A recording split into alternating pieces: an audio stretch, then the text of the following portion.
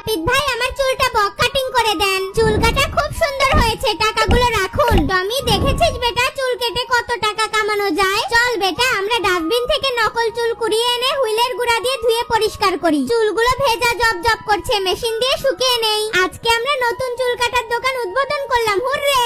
টমি এই নকল চুলগুলো লুকিয়ে রাখ। ওই যে দেখ ওই কালো মেয়েটা চুল কাটাতে আসছে। ম্যাডাম আসুন, চেয়ারে আরাম করে বসুন। আজকে ফাটাফাটি করে চুল কেটে দিয়ে আপনাকে ডিস্কো বানায় দিব। চোখটা বন্ধ করেন ম্যাডাম, আপনাকে একটা সারপ্রাইজ দিব। চুল এনেছিস? দে বেটা। এবার চোখটা খুলেন ম্যাডাম, দেখেন আপনাকে দেখতে ঐশ্বরিয়ার মতো লাগছে।